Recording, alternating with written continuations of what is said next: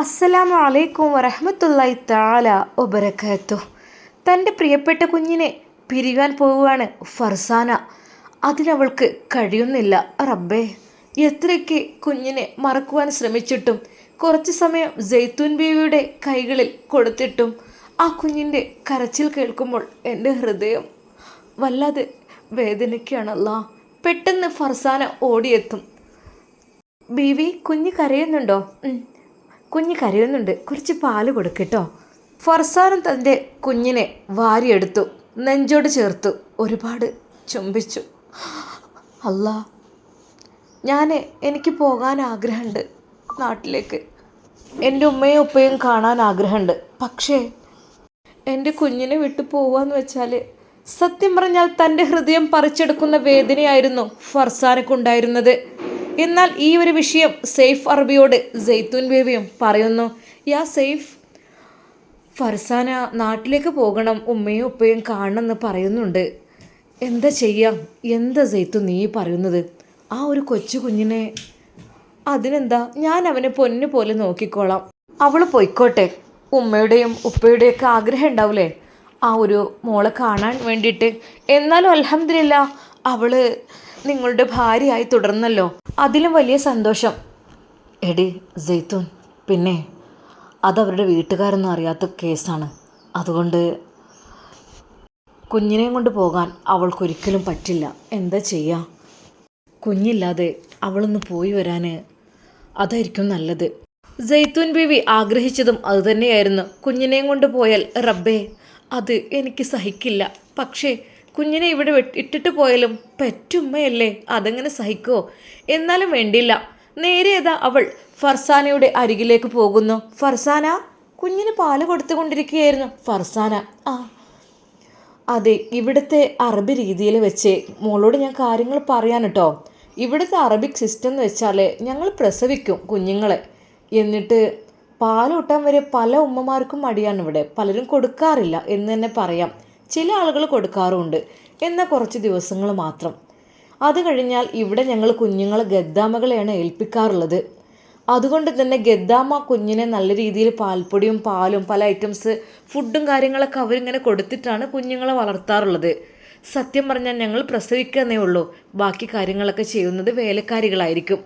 അതുകൊണ്ട് ഞങ്ങൾക്ക് പിന്നെ കുഞ്ഞുങ്ങളോട് അത്ര അധികം ബന്ധമുണ്ടാവില്ല എന്നല്ല, ഗദ്ദാമകൾക്കായിരിക്കും കൂടുതൽ അവരോട് ഇഷ്ടവും കാര്യങ്ങളും വരിക. ഗദ്ദാമകൾ നാട്ടിൽ പോകുന്ന സമയത്ത് കുഞ്ഞുങ്ങൾ കരയും. ഗദ്ദാമ പോകുന്ന കാരണം ഇവരെ ചെറുപ്പം മുതൽ തന്നെ നോക്കി വളർത്തി ഭക്ഷണം കൊടുത്ത് വളർത്തിയത് അവരാണ്. അവരെ സ്നേഹിച്ച് നല്ല രീതിയിൽ താരാട്ട് പാടി അവരെ കളിപ്പിച്ച് ഉറക്കിയതും ഉണരുമ്പോൾ അവർക്ക് വേണ്ട എല്ലാ കാര്യങ്ങളും ചെയ്തു കൊടുക്കുന്നതും ഗദ്ദാമകളാണ്. അതുകൊണ്ട് തന്നെ അവർക്ക് വലിയൊരു വിഷമമാണ് അവർ പോകുമ്പോൾ. പലപ്പോഴും കുഞ്ഞുങ്ങൾക്ക് അറിയും അവരുടെ ഗദ്ദാമ പോകുമ്പോൾ. സത്യമായിട്ടും ആ ഒരു സിസ്റ്റമാണ് ഇവിടെയുള്ളത്. പക്ഷേ മലയാളിയായ ഫർസാന, അവൾക്കതിന് കഴിയുമോ? സ്വന്തം കുഞ്ഞിനെ ഇട്ടിട്ട് പോകുക എന്ന് വെച്ചാൽ അത് നടക്കുന്ന കാര്യമാണോ? പറയുന്ന കാര്യങ്ങളെല്ലാം അവൾ കേട്ടു. എങ്കിലും തൻ്റെ പ്രിയപ്പെട്ട കുഞ്ഞിൻ്റെ ആ ഒരു വശ്യമായ പുഞ്ചിരിയിൽ അവളങ്ങ് മുഴുകിയിരുന്നു. ഉമ്മാൻ്റെ കുട്ടി ഇവിടെ നിന്നോളിട്ടോ, ഉമ്മ പോയിട്ട് വരാം. വേദനയോടെ ആ കുഞ്ഞിൻ്റെ മുഖത്ത് നോക്കി അവളത് പറയുമ്പോൾ വിതുമ്പുന്നുണ്ടായിരുന്നു ഫർസാന. എന്നാൽ അവളുടെ ആ ഒരു കരച്ചിൽ കാണുമ്പോൾ കുഞ്ഞ് പൊട്ടിച്ചിരിക്കുകയാണ്. കുഞ്ഞിന് വളരെയധികം ഇഷ്ടമാവുകയാണ് ഉമ്മയുടെ ആ മുഖഭാവം. അറിയില്ലല്ലോ തൻ്റെ ഉമ്മച്ചി കരയുകയാണെന്ന്. ആ കുഞ്ഞിൻ്റെ നിഷ്കളങ്കമായ ആ പുഞ്ചിരി പൊന്നുമോനെ നെഞ്ചോട് ചേർത്ത് ഒരുപാട് ഉമ്മകൾ വെച്ചു. ജെയ്ത്തൂൻ ബീവി ഇതെല്ലാം കണ്ട് പൊട്ടിക്കരഞ്ഞു എന്ന് തന്നെ പറയാം. പഠിച്ചോനെ, ഉമ്മയും മകനുള്ള ബന്ധം അത് നമ്മളെ ആരൊക്കെ തന്നെ വേർപിരിക്കുവാൻ വേണ്ടി ശ്രമിച്ചാലും അത് നടക്കില്ല. ഇവിടുത്തെ സിസ്റ്റം അനുസരിച്ച് പെറ്റ കുഞ്ഞിനെ വേലക്കാരികളെ അങ്ങ് ഏൽപ്പിക്കുമ്പോൾ ഒരു പക്ഷേ ഇവിടുത്തെ ഉമ്മമാർക്ക് ആ വേദന മനസ്സിൽ ഉണ്ടാവില്ലായിരിക്കും, എനിക്കറിയില്ലല്ലോ. പക്ഷേ മലയാളി പെണ്ണായ ഫർസാനക്ക് അതിന് തീരെ കഴിയുന്നില്ല എന്ന് തോന്നുന്നു. അടുത്ത ആഴ്ചയാണ് ടിക്കറ്റ് എടുക്കുവാൻ വേണ്ടി നിൽക്കുന്നത്. ഒരാഴ്ച കൂടി തൻ്റെ പ്രിയപ്പെട്ട പൊന്നുമോൻ്റെ കൂടെയുള്ള ജീവിതം, അത് കഴിഞ്ഞാൽ സാധാരണയായി അറബി പെണ്ണുങ്ങൾ കുഞ്ഞുങ്ങൾക്ക് പാലൂട്ടാറുമില്ല. പക്ഷെ കൂടുതൽ പാല് കൊടുക്കുന്നത് കൊണ്ട് തന്നെ ഫർസാനയുടെ സ്തനങ്ങളിൽ പാൽ തിങ്ങി നിറഞ്ഞ് വരുന്നുണ്ട്. കുട്ടിയാണെങ്കിൽ വളരെയധികം ഉഷാറാകുന്നുമുണ്ട്. ഇത് കണ്ട് സൈത്തൂൻ ബീവി പറയുന്നു, മാഷാ അല്ലാ, നമ്മുടെ കുഞ്ഞ് ദിവസങ്ങൾ കൂടുന്തോറും നല്ല രീതിയിൽ ഉഷാറായി വരികയാണ്. ഫർസാനയ്ക്ക് വേണ്ടിയുള്ള വെറൈറ്റി ഫുഡ് ഐറ്റംസ് എല്ലാം അവൾ കൊടുക്കുന്നുണ്ട്. അതെല്ലാം പാല് കൂടുതൽ ഉണ്ടാകുന്നതാണ്.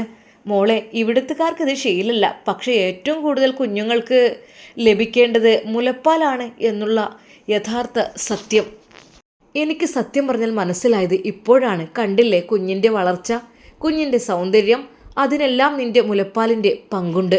സൈത്തൂൻ ബീവി നല്ല നല്ല ഫുഡ് ഐറ്റംസ് ആയിരുന്നു ഫർസാനയ്ക്ക് കൊടുക്കുവാൻ വേണ്ടി ആവശ്യപ്പെട്ടിരുന്നത്.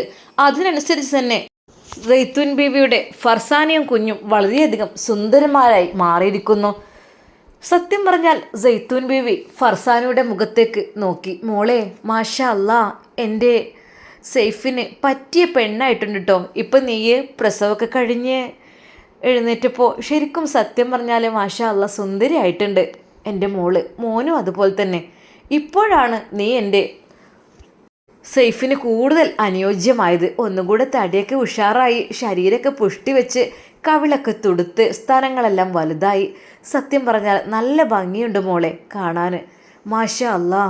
എന്തായാലും ഷെഫി, ഇനി മുതൽ ഷെഫിയുടെ കൂടെ നീ ജീവിക്കണം കേട്ടോ. കാരണം എന്താന്ന് വെച്ചാൽ ഇനിയിപ്പോൾ കുഞ്ഞൊക്കെ പ്രഗ്നൻസി ആ ടൈമായി കഴിഞ്ഞ് കുറച്ച് കുഞ്ഞൊക്കെ ഉഷാറായി മാറിയല്ലോ. ഇപ്പോൾ കുഴപ്പമൊന്നുമില്ല. ഓക്കെ. സത്യം പറഞ്ഞാൽ അത് കേട്ടപ്പോൾ ഫർസാന ഒരു നിമിഷം ഞെട്ടി. റബ്ബേ, ഇന്ന് സേഫ് റൂമിലേക്ക് സേഫിനെ വരാൻ നിർബന്ധിക്കുമോ? പഠിച്ചോനെ, പെട്ടുപോയത് തന്നെ. ഇപ്പോൾ സൈത്തൂൻ ബീവിയേക്കാൾ ഒന്നുകൂടി സുന്ദരി ഫർസാനയാണ്. അത് ഒറ്റ നോട്ടത്തിൽ കണ്ടാലറിയാം. അത് പിന്നെ എങ്ങനെ ഇല്ലാതിരിക്കും? നല്ല പോഷക സമ്പൂർണമായ സാധനങ്ങളല്ലേ സൈത്തൂൻ ബീവി കൊടുക്കുന്നത്. അതെല്ലാം കഴിച്ച് നല്ല രീതിയിൽ തടിച്ചു കൊഴുത്ത് മനോഹരമായി നല്ലൊരു പുഷ്ടിയുള്ള സുന്ദരി പെണ്ണായി മാറിയിരിക്കുന്നു. ശരിക്കും ആർക്കും ഒന്ന് തൊട്ടു നോക്കാൻ രീതിയിലായിരിക്കുന്നു അവളുടെ ശരീരം. അത്രക്കും വെളുത്തു തുടുത്ത ശരീരഭാഗങ്ങൾ, സോഫ്റ്റ് മുഖമെല്ലാം ശരിക്കും നല്ല മനോഹരമായിരിക്കുന്നു. എടി മോളെ, ഈ സൗന്ദര്യം നീ കളയരുത് കേട്ടോ. സൈഫിന് എപ്പോഴും ആസ്വദിക്കാൻ ഈ ഒരു സൗന്ദര്യം വേണം കേട്ടോ. തൻ്റെ സൈത്തൂൻ ബീവിയുടെ ആ ഒരു വാക്ക് കേട്ടപ്പോൾ ഫർസാന ശരിക്കും ഒന്ന് ഞെട്ടിപ്പോവുകയാണ് ചെയ്തത്. കാരണം മറ്റൊന്നുമല്ല റബ്ബേ, സൈഫിൻ്റെ ഭാര്യയാണല്ലോ ഈ ഒരു കാര്യം പറയുന്നത്. രണ്ടാം ഭാര്യയെ ഇത്രയധികം സ്നേഹിക്കുന്ന ആദ്യ ഭാര്യയെ ആദ്യമായിട്ടാണ് ഞാൻ കാണുന്നത്. സുന്ദരിയായ ഫർസാനയെ നോക്കിയിട്ട് അതാണ് പറഞ്ഞത്. ഈ ഒരു ടൈമിൽ നാട്ടിലേക്ക് പോയാൽ റബ്ബേ, എന്നെ ഉമ്മയും ഉപ്പയൊക്കെ തിരിച്ചറിയോ ആവോ. കാരണം ഞാൻ അവിടുന്ന് പോരുമ്പോൾ മെലിഞ്ഞുണങ്ങിയ ഒരു പെണ്ണായിരുന്നു. അതെ, ഇപ്പോൾ ഞാനാകെ തടിച്ചു കൊഴുത്തു എന്ന് മാത്രമല്ല സൗന്ദര്യം, എൻ്റെ ശരീരം പ്രകൃതി തന്നെ ആകെ മാറി. ഫുള്ളായിട്ട് എൻ്റെ ശരീരം ഇപ്പോൾ ഒരു അറബിക് ലുക്കിലാണ് നിൽക്കുന്നത്. അതെ, ഒരു അറബിച്ചിയുടെ കട്ടിൽ തന്നെ. അവരുടെ ശരീരപ്രകൃതി പോലെ തന്നെ ശരീരത്തിൻ്റെ ഓരോ ഭാഗങ്ങളും തടിച്ച് സുന്ദരമായിരിക്കുന്നു എന്നുള്ള യഥാർത്ഥ സത്യം അവളതാ മനസ്സിലാക്കുകയാണ്. സൈത്തൂൻ ബേബി പറഞ്ഞു, മോളെ, ശരിക്കും നീ ഒരു അറബിച്ചി പെണ്ണായിട്ടുണ്ട് കേട്ടോ. ഇപ്പോൾ ഒരിക്കലും നിന്നെ കണ്ട ഒരു മലയാളിയാണെന്ന് കണ്ടാൽ തോന്നുകയില്ല. ശരിക്കും അത്ര മനോഹരമായിരിക്കുന്നു നിന്റെ ശരീരഭാഗങ്ങൾ ഓരോന്നും. പെട്ടെന്നതാ സൈഫ് അറബി അങ്ങോട്ട് കടന്നു വന്ന് വിളിക്കുന്നു, സൈത്തൂൻ, യാ സൈത്തൂൻ. സൈഫ്, ഇങ്ങോട്ട് കടന്നു പോരൂ. ഇവിടെ ആരുമില്ല, നിങ്ങളുടെ 2 ഭാര്യമാർ മാത്രമാണ് ഇതിനകത്തുള്ളത്, നിങ്ങളുടെ കുഞ്ഞും, അല്ലാതെ ആരുമില്ല. വളരെയധികം മനോഹരമായ ഒരു നൈറ്റി സൈത്തൂൻ ബീവി അവൾക്ക് സമ്മാനിച്ചിരുന്നു. ആ ഒരു നൈറ്റി ഇടാൻ വേണ്ടി അവളെ അത് ആവശ്യപ്പെടുകയും ചെയ്തിരുന്നു. സത്യം പറഞ്ഞാൽ വളരെയധികം മനോഹരമായ ആ ഒരു ഓഫ് വൈറ്റ് നൈറ്റി ഇട്ടപ്പോൾ ഒരു രാജകുമാരിയെ പോലെ അവളങ്ങ് സുന്ദരമായിട്ടുണ്ട്. ഈ സമയത്താണ് സൈഫ് വന്ന് വിളിക്കുന്നത്. അല്ലെങ്കിലും സൈഫിനെ ഒന്ന് കാണിക്കണം എന്നുള്ള രീതിയിൽ തന്നെയായിരുന്നു സൈത്തൂൻ്റെ പ്ലാനിങ്ങും. എന്നാൽ സൈഫ് അകത്തേക്ക് കയറിയില്ല. വീണ്ടും വാതിലിൽ മുട്ടി. സൈത്തൂൻ, ഒന്നിങ്ങ് വന്നേ. ഓ സൈഫ്, വാതിൽ ജസ്റ്റ് ഒന്ന് തള്ളിയാൽ തന്നെ തുറക്കുമല്ലോ. വരൂ, ഇവിടെ ആരുമില്ല, നിങ്ങളുടെ 2 ഭാര്യമാർ മാത്രമാണ്. ഞാൻ പറഞ്ഞല്ലോ, കുഞ്ഞും. പിന്നെ കുഞ്ഞിൻ്റെ കളി കാണണമെങ്കിൽ ഇങ്ങോട്ട് പോരൂ, ഇവിടെ ആരുമില്ല. എന്നാൽ ഈ സമയം അതാ അവളുടെ മുടി വാർന്നു കൊടുക്കുകയായിരുന്നു സൈത്തൂൻ ബീവി. തൻ്റെ അനിയത്തിയെ പോലെ, തൻ്റെ ഭർത്താവിൻ്റെ മറ്റൊരു ഭാര്യ എന്നുള്ള രീതിയിലല്ല, തൻ്റെ സ്വന്തം മോളെ പോലെ സ്വന്തം അനിയത്തിയെ പോലെയായിരുന്നു സൈത്തൂൻ ബീവി ഫർസാനയെ കണ്ടിരുന്നത്. അവളുടെ ആ മനോഹരമായ കറുപ്പ് നിറമുള്ള ആ ഒരു മുടി വാർന്ന് കൊടുക്കുകയായിരുന്നു അവൾ. കുളിയെല്ലാം കഴിഞ്ഞ് സുന്ദരിയായ അവളെ നല്ല സുന്ദരിയാക്കിയിട്ട് ശരിക്കും സെയ്ഫിൻ്റെ മുമ്പിലേക്ക് കൊണ്ടുപോകാനായിരുന്നു ആഗ്രഹിച്ചത്. എന്നാൽ ഈ സമയത്താണ് സൈത്തൂൻ ബീവിയെ സെയ്ഫ് വിളിക്കുന്നതും. സെയ്ഫ്, ഇങ്ങോട്ട് പോന്നോളൂ, പറഞ്ഞില്ലേ ഇവിടെ ആരും ഇല്ലാന്ന്. പക്ഷേ സെയ്ഫ് അറബി അകത്തേക്ക് കടന്നില്ല. കാരണം അവിടുത്തെ ഒരു സാഹചര്യം അത് അങ്ങനെയായിരിക്കും, അത് നന്നായിട്ടറിയാം. അവളുടെ ആ മനോഹരമായ മുടികൾ വാർന്നു കൊടുക്കുന്നതിനിടയിൽ സൈത്തൂൻ ബീവി എഴുന്നേറ്റ് പെട്ടെന്ന് വാതിൽ തുറക്കുന്നു. യാ സെയ്ഫ്. വാതിൽ അവൾ മലർക്കെ അങ്ങ് തുറന്നു. ഒരു നിമിഷം സെയ്ഫിൻ്റെ കണ്ണ് അറിയാതെ അതാ ഫർസാനയുടെ അരികിലേക്ക്. ഒരു നിമിഷം സെയ്ഫ് ഞെട്ടിപ്പോയി. മാഷാ അല്ലാ, എന്താണത്? ഇത്രക്ക് മനോഹരമായോ അവള്? അതെ, അവൾ ധരിച്ചിരിക്കുന്ന ആ ഒരു ഓഫ് വൈറ്റ് നൈറ്റിയിൽ അവൾ വെട്ടിത്തിളങ്ങുന്ന പോലെയായിരുന്നു സെയ്ഫിന് അനുഭവപ്പെട്ടത്. മുടിയെല്ലാം കഴിച്ച് മനോഹരമായ അംഗലാവണ്യത്തോടെ നിൽക്കുന്ന ഫർസാന ഒരു നിമിഷം സെയ്ഫ് അറബിക്ക് നിയന്ത്രണം നഷ്ടപ്പെട്ട പോലെയായി. പെട്ടെന്ന് സെയ്ഫ് അവിടുന്ന് മാറി. എന്തു പറ്റി? സെയ്ഫിനെ കണ്ടതും അവിടെ കണ്ടിരുന്ന ആ ഷാളെടുത്ത് പെട്ടെന്ന് അവൾ തലയിലിട്ടു. എന്താ പെണ്ണെ ഇത് നടക്കൂലട്ടോ. നിന്റെ ഭർത്താവല്ലേ. ഭർത്താവിൻ്റെ മുമ്പിൽ നമ്മൾ സൗന്ദര്യമെല്ലാം വെളിപ്പെടുത്തണം എന്നുള്ള കാര്യം നിനക്കറിയില്ലേ ഫർസാന? അറിയില്ലേ? ഭർത്താവിൻ്റെ മുമ്പിലാണ് നമ്മൾ സൗന്ദര്യത്തെ. ഇപ്പോൾ ആർക്ക് വേണ്ടി നീ ഒളിച്ചു വെക്കുന്നത്? ഇതെല്ലാം നിന്റെ ഭർത്താവിനുള്ളതാണ്. അതെ, ഡെലിവറി കഴിഞ്ഞ് സുന്ദരിയായി കുളി കഴിഞ്ഞിറങ്ങിയ നിന്റെ ഭർത്താവിൻ്റെ അരികിലേക്ക് എത്തിക്കാനാണ് ഞാൻ ഇന്ന് ആഗ്രഹിക്കുന്നത്. ശരിക്കും സൈത്തൂൻ ബീവിയുടെ ആ ഒരു വാക്ക് കേട്ട് ഫർസാന ഒന്ന് ഞെട്ടിപ്പോയി.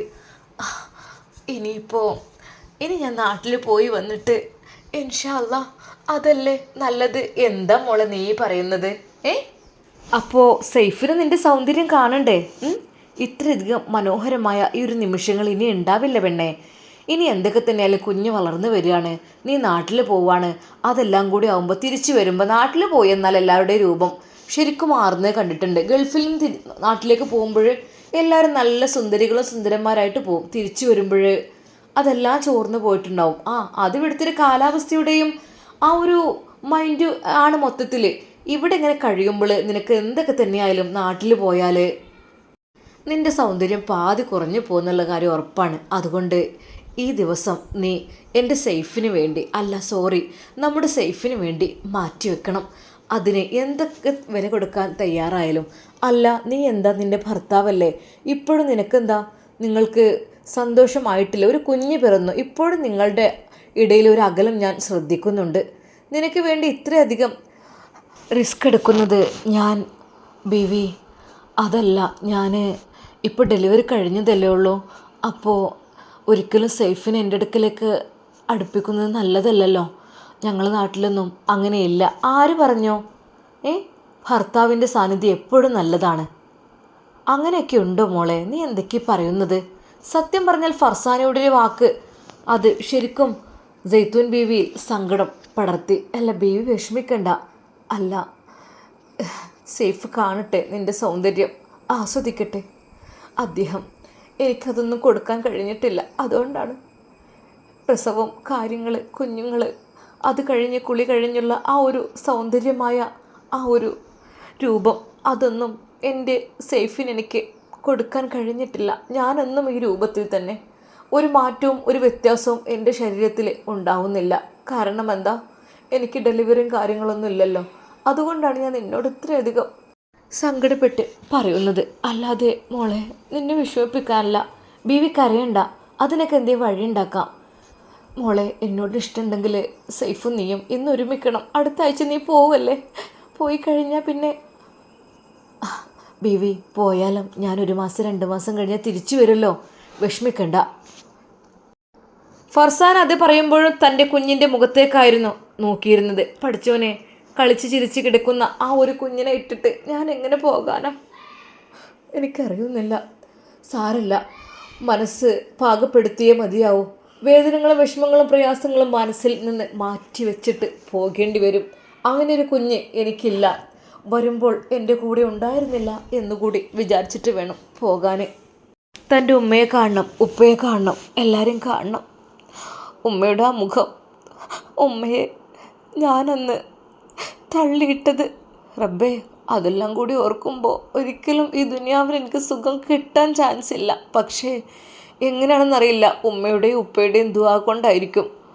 അവൾ ആ നിമിഷം ഷെഫി ഉസ്താദിനെ ഓർത്തു. റബ്ബേ, എൻ്റെ ഉപ്പാക്ക് ഏറ്റവും കൂടുതൽ ആഗ്രഹമായിരുന്നു ഷെഫിയെ കൊണ്ട് കല്യാണം കഴിപ്പിക്കണം എന്നുള്ള ചിന്ത.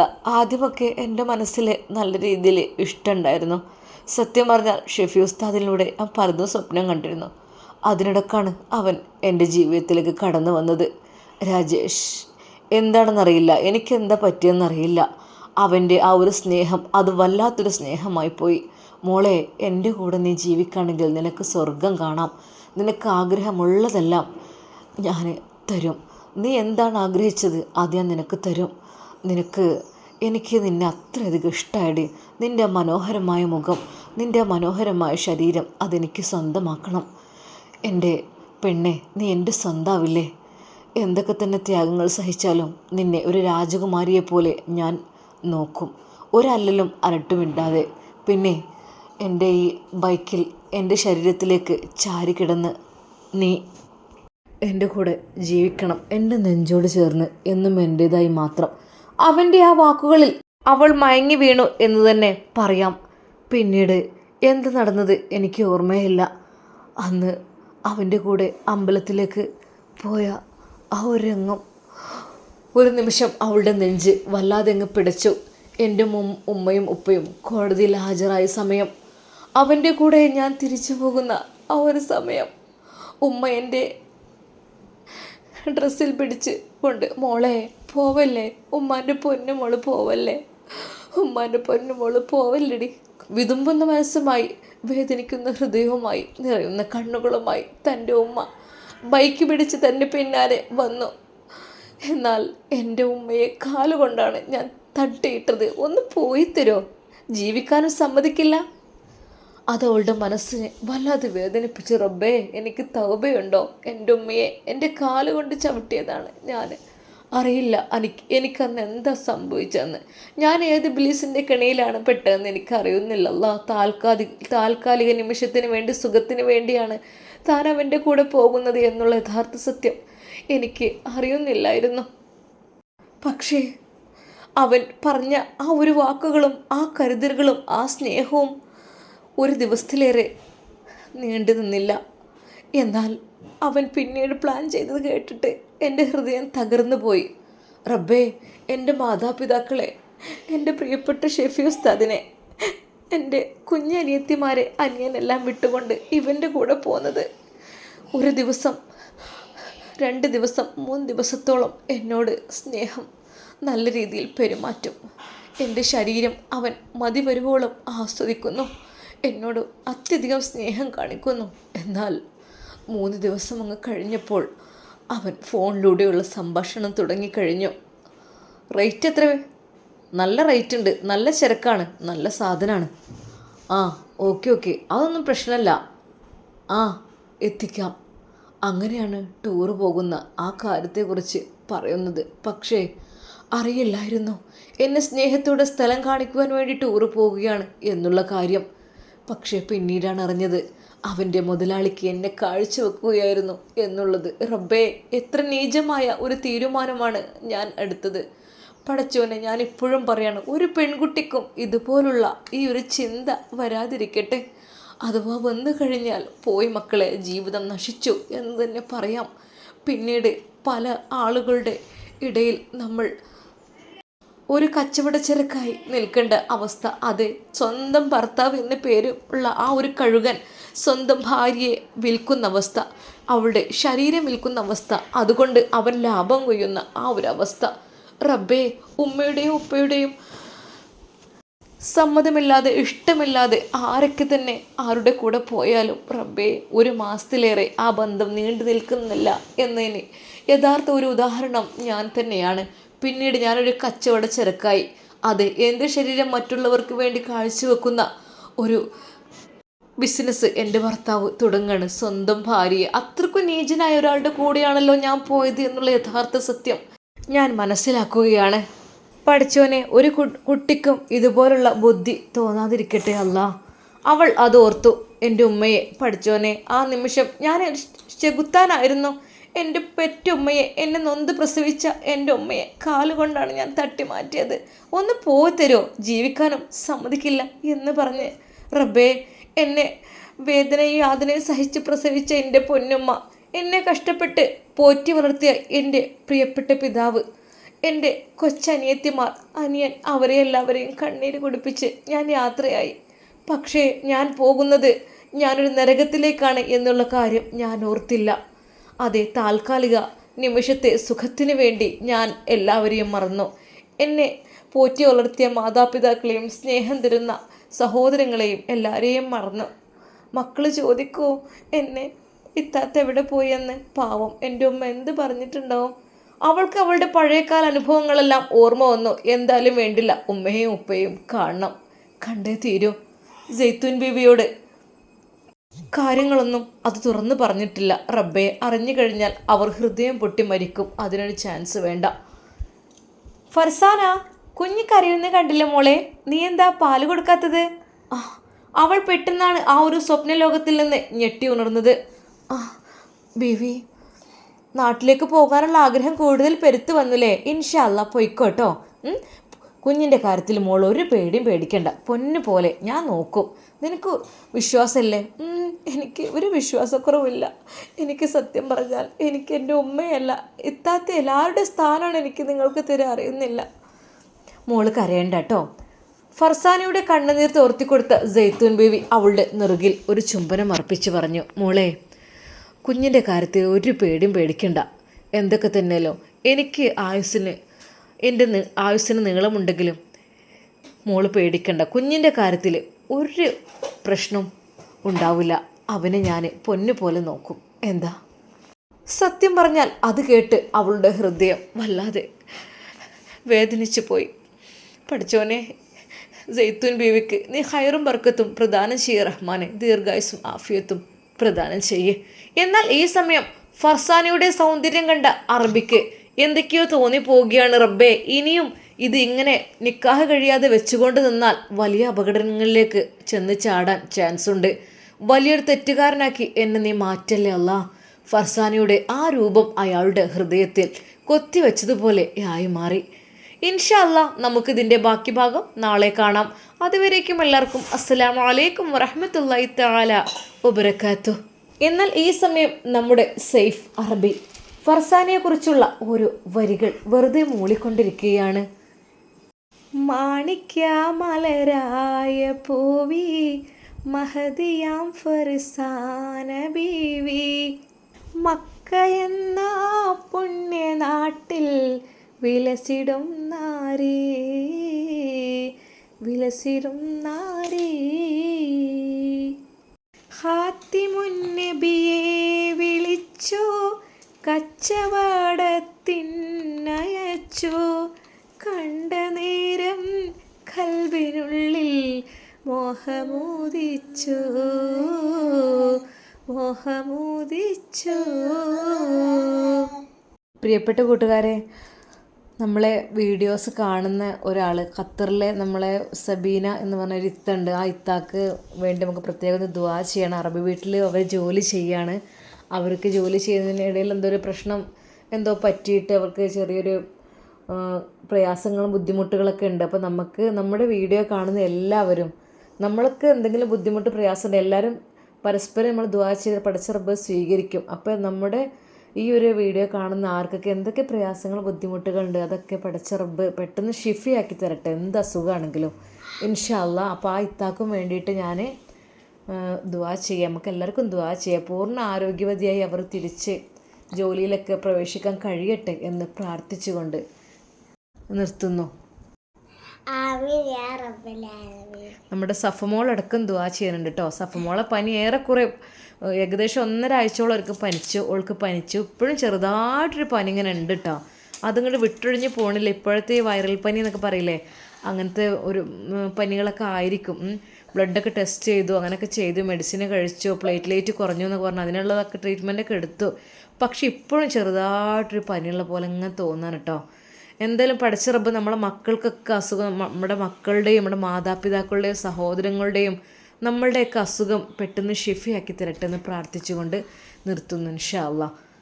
അപ്പം എല്ലാവർക്കും ഒരിക്കൽ കൂടി അസ്സലാമു അലൈക്കും റഹ്മത്തുള്ളാഹി തആല വബറകാതുഹു.